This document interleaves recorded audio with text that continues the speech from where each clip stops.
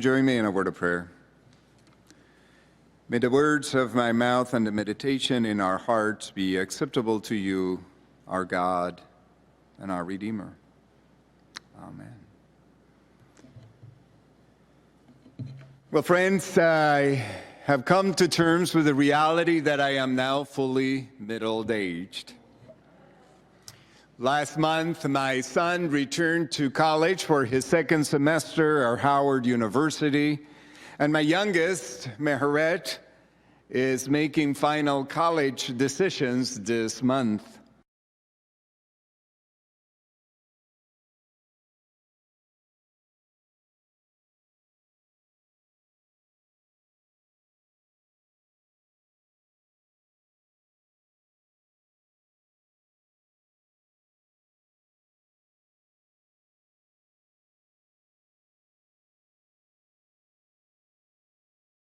Being puzzled by the fact that my parents would complain about not being able to sleep. What is there to it? You go to bed, you fall asleep, and then eventually you get up.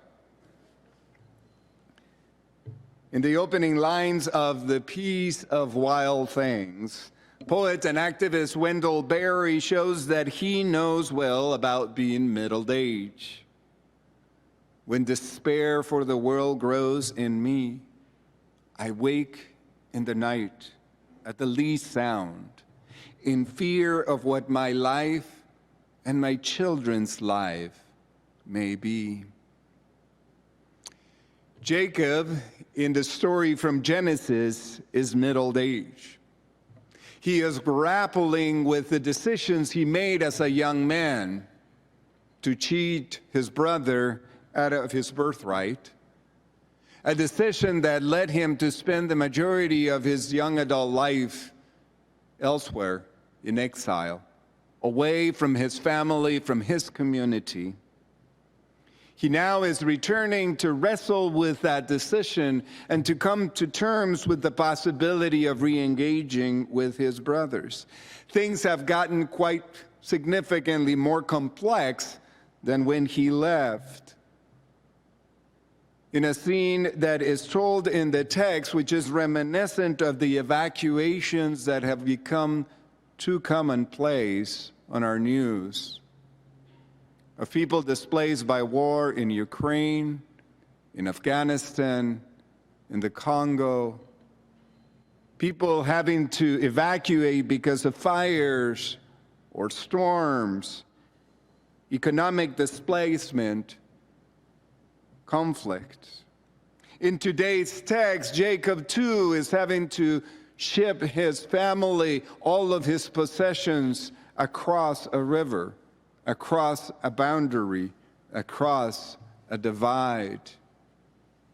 He has had to yet again pick up stakes and move, and this time in order to see if it is possible to reconcile, to return, to do what many who are displaced long for, to go back to where you came from.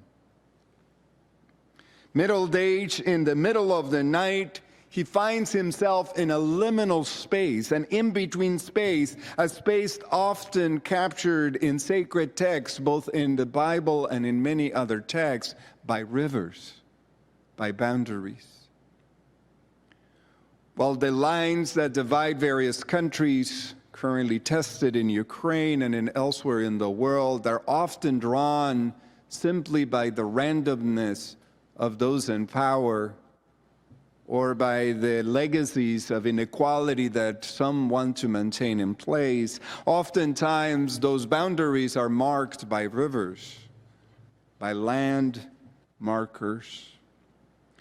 In the sacred texts, rivers often represent that in-between transition. The leaving from slavery in Egypt is marked by crossing a boundary of water. Jesus' shift from his private to his public ministry is marked by an encounter with John the Baptist on the waters of the Jordan.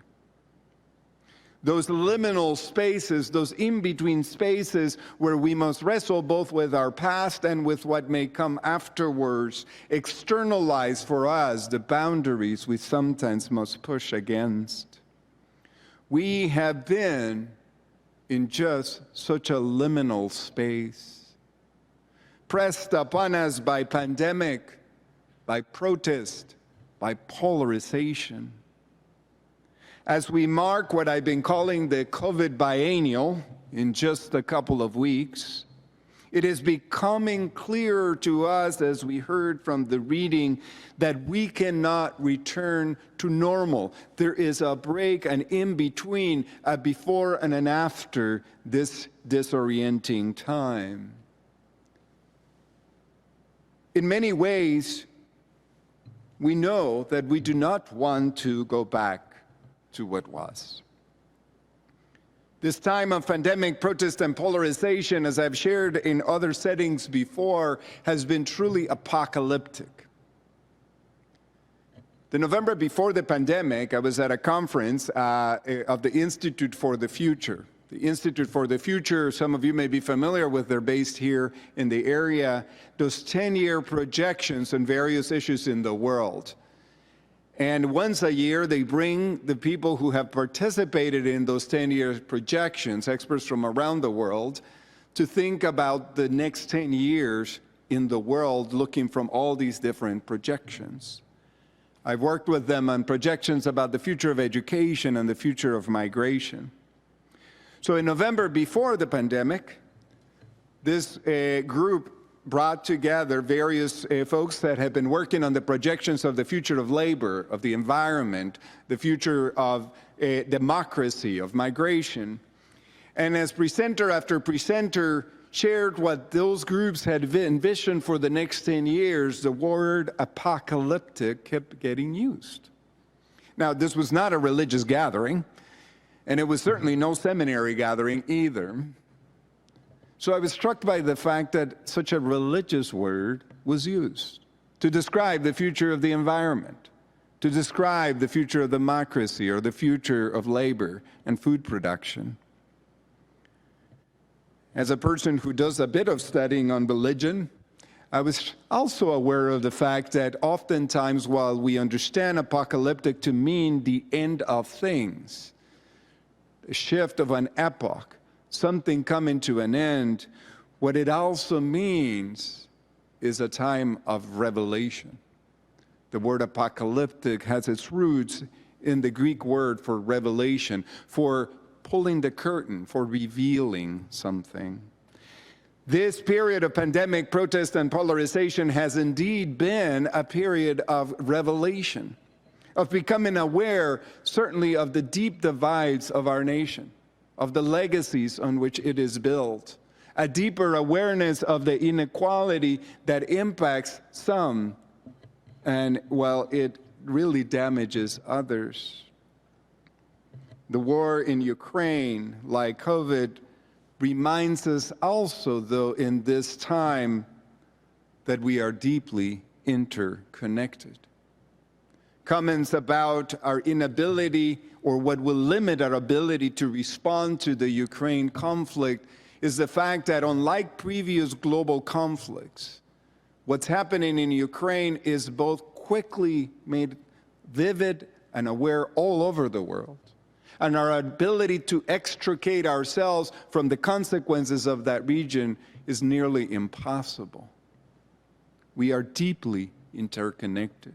This is indeed an apocalyptic time, revealing our brokenness and division, but also our deep interconnectedness and the invitation to think about how we might create a new garment, one that fits all of humanity, begins to make sense. Or in the words of MLK, remembered a lot over this last month, moreover, he wrote in the letter from Birmingham jail, "I am cognizant of the interrelatedness of all communities and states. I cannot sit idly by in Atlanta and not be concerned about what happens in Birmingham." You can fill in San Mateo, and Ukraine for both of those references. Injustice anywhere is a threat to justice everywhere. We are caught in an inescapable network of mutuality, tied in a single garment of destiny. Whatever affects one directly affects all indirectly. Jacob is engaged in the task of migration, a migration that led him out of his home, out of the inequalities and the unfairness with which he had treated his brother, is now a migration to return home. What Jacob is engaged with is the labor now in the middle of the night, middle age in the middle of the night, as he tries to reimagine what it will be like to reconnect with his brother. The task before him is the task of every immigrant, including those gathered right across the street at La Iglesia Pentecostal and who gather here on Wednesday nights for worship, and many of our own ancestors. The task of wrestling how much of our past we can bring into this new world that we have entered into, with this new language and mores and ways. How much must we change in order to adapt to this new world, knowing that we cannot let go of everything whom we have been without being fulfilled.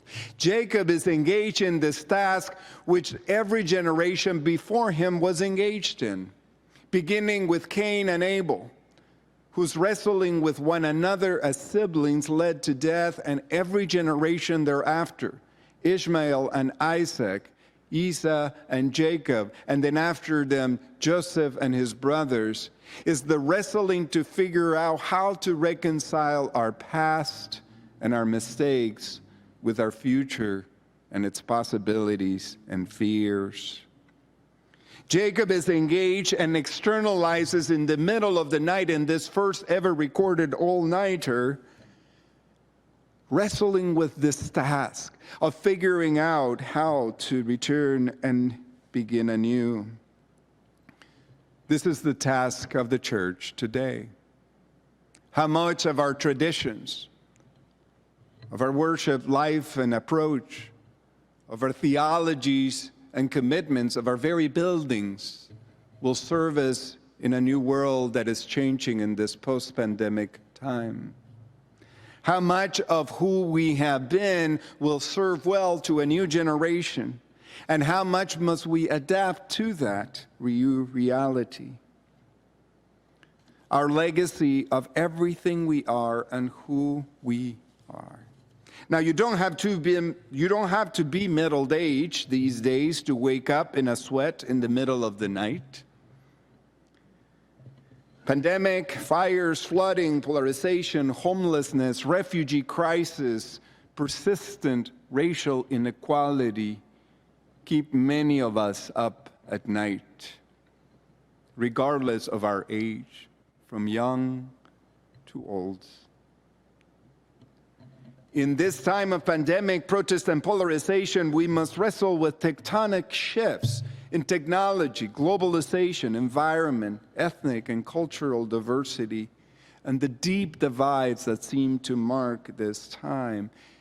We are indeed, not just as a church, but as a nation, as a world, middle-aged, grappling with the consequences of the stories of origin of this nation and the ways we as a nation dealt with our siblings and took their inheritance to build our own wealth.